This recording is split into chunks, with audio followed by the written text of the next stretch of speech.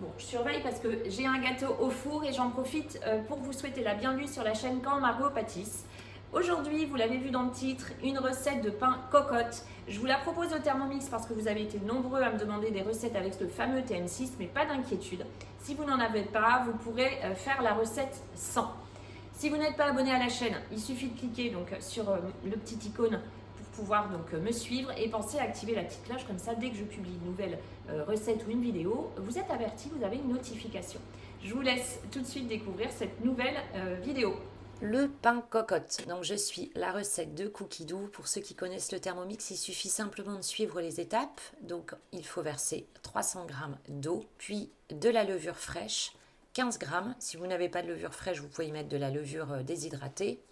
Par contre, il faudra la laisser reposer un peu avant et mélanger avant d'ajouter la farine, 510 g. Moi, j'ai fait un mélange de farine. J'ai mis de la T65 avec un peu de farine de sarrasin. Ensuite, une pincée de sel et je pétris donc le pétrin 5 minutes. Et moi, je vous avoue que depuis que j'ai le Thermomix, je ne fais plus mon pain qu'avec. J'utilise plus mon robot pâtissier, même pour les brioches, parce que la qualité est vraiment super au niveau du pétrin. Voici ce que j'obtiens. Donc, je fais une boule de pâte. Donc, sur mon plan de travail fariné, j'y ai mis un petit tapis, bon, c'est pas obligatoire. Donc là, il suffit de suivre encore une fois les étapes du Thermomix. Il vous dit de former une boule. Et donc vraiment, ce pour lequel je suis bluffée avec le Thermomix, et c'est encore mieux quand on utilise et quand on fait des pains, des brioches l'hiver, vous allez le voir, c'est la pousse dans le Varoma. Donc ceux qui ont le Thermomix connaissent le Varoma. Pour ceux qui ne l'ont pas, c'est un panier vapeur. Le voici. J'y mets donc dans le fond du papier cuisson, et ça a vraiment été une belle découverte quand j'ai eu mon Thermomix. Ensuite, je dépose ma boule de pain.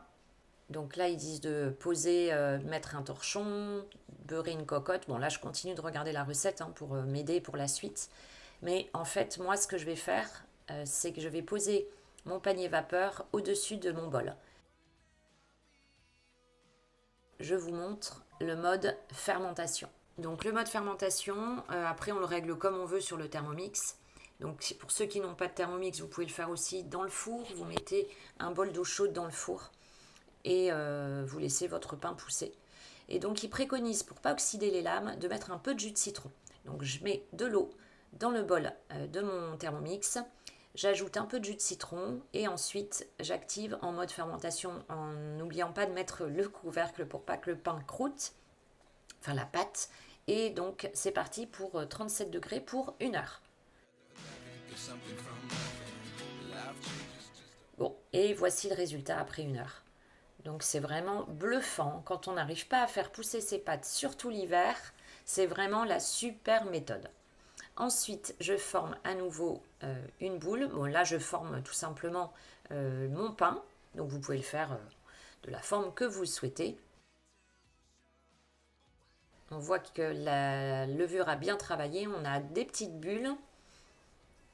Et je place mon pain directement dans la cocotte. Parce que moi, avec cette cocotte, c'est en émail en fait. Je vais vous la mettre dans le descriptif. Je vous mets de toute façon tous les ingrédients, les infos, le matériel en description. Je couvre et je laisse à nouveau pousser 30 minutes. C'est pas indiqué dans la recette du Cookie Dough, mais j'ai l'habitude de faire mon pain comme ça. Je n'ai pas besoin de mettre la cocotte avant dans le four, de la faire chauffer. Je la mets directement dedans. C'est ça qui est chouette. Donc ensuite, j'ai fariné un peu.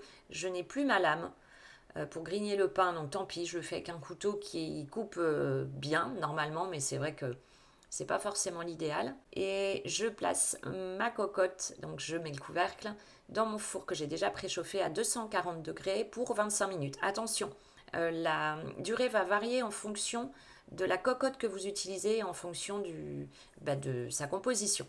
Nous, on aime le pain bien cuit, donc voilà, moi c'est 25 minutes. Bon, vous voyez, on obtient un super résultat. Dès la sortie du four, je dépose mon pain sur grille pour le laisser tranquillement refroidir. Je vous montre l'intérieur. Si jamais vous êtes intéressé par le TM6, je suis conseillère, donc n'hésitez pas à me contacter. Vous pouvez m'envoyer un petit message et je me ferai un plaisir de vous répondre. Si la recette vous a plu, pensez à la liker, pensez donc, comme je vous l'ai dit en début de vidéo, à vous abonner à la chaîne. Je vous souhaite une très belle journée et je vous retrouve la semaine prochaine. Prenez soin de vous.